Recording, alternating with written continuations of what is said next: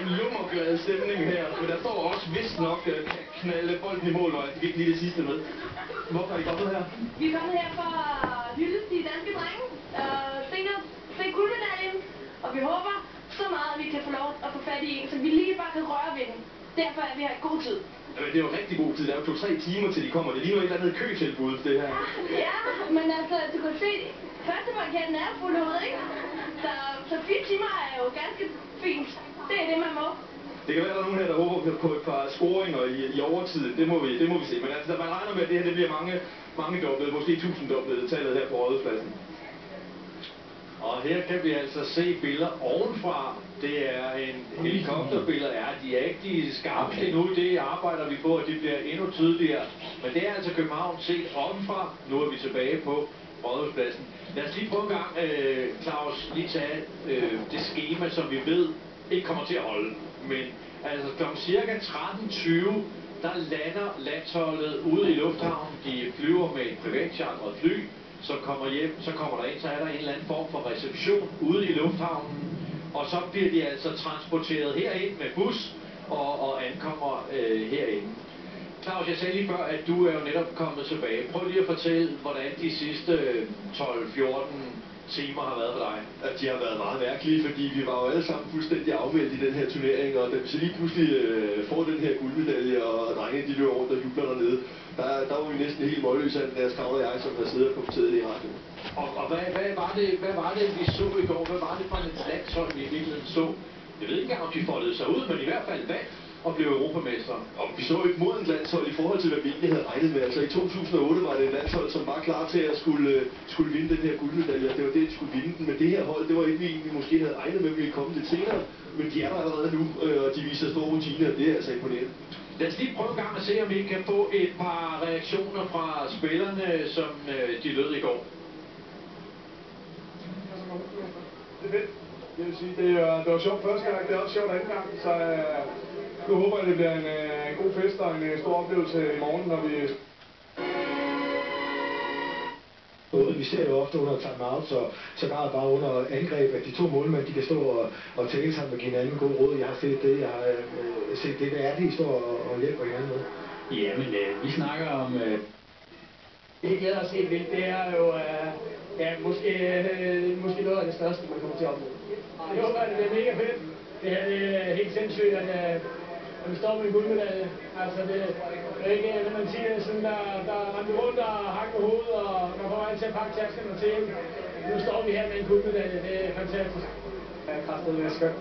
Nu har vi ventet et år på den her, ikke? Vi skulle have haft det sidste år, og nu får vi det. Det var kraftigt lækkert.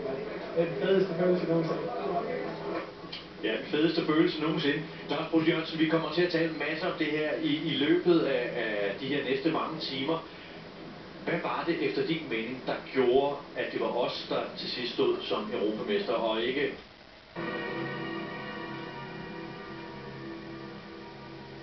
Og placere sig rigtigt i målet. Og når man har alle de ting sammen, så skal det næsten gå godt på et tidspunkt, og det må man sige, at han har højnet sit niveau, som sagt, igennem hele turneringen, og i går var det jo som at se ham, som jeg husker ham fra godt, når han var allerbedst i træningssessionerne også, hvor han jo nærmest så arrogant ud og meget rolig, og egentlig bare har fået armen det rigtige sted hele tiden. Det var utroligt godt at se.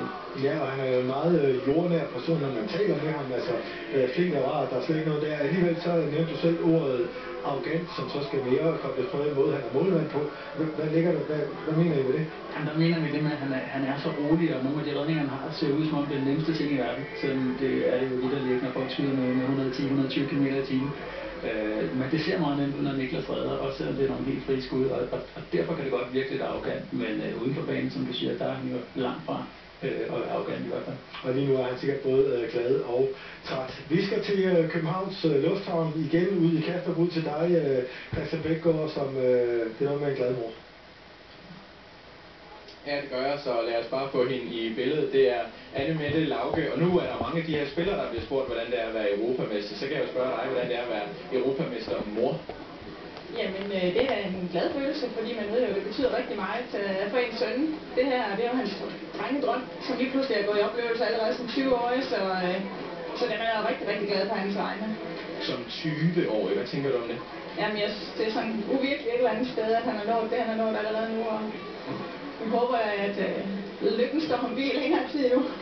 Han kom jo lige pludselig med sidste år og kom ind og scorede et mål med det samme og sådan noget, og så lige pludselig kendte alle sammen Rasmus Lauke, og i år har han så været en etableret spiller på holdet, og har virkelig budt ind med en masse mål og en masse assist og været en profil. Hvordan har det været at sidde og se? Jamen det har da været spændende, og også selvfølgelig en udvikling, der er sket på så kort tid, synes jeg. Så det er spændende. Hvor meget er man som mor i kontakt med sin søn under sådan en slutrunde her? Nej, vi har ikke snakket ret meget med ham. Vi har sms'et med ham og skrevet med ham på Facebook indimellem.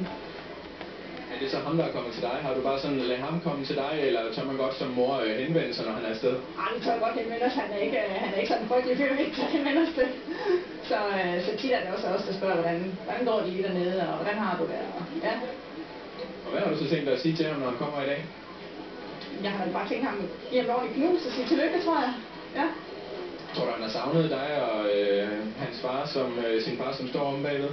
Nej, ikke specielt. Det tror jeg faktisk ikke.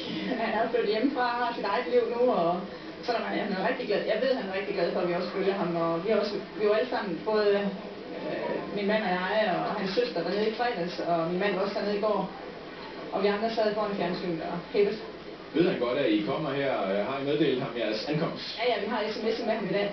Og hvad sagde han til det? Men det var han da glad for. Og ved siden af, der står nogen, som også kender Rasmus Lauke, har jeg ladet mig fortælle. Hvordan kan det være, at I også er kommet med til København i dag? For at støtte ham, ja. Det han laver. Hvor godt kender I ham? Vi har kendt ham fra siden vi var lille. Sådan. Og bare, ja, været på ferie med ham en gang imellem. Hvordan er Rasmus Lauke at være på ferie med? Det er flink. Hvad laver man sammen med Rasmus Lauke, når man er på ferie med ham? Det kan jeg ikke huske.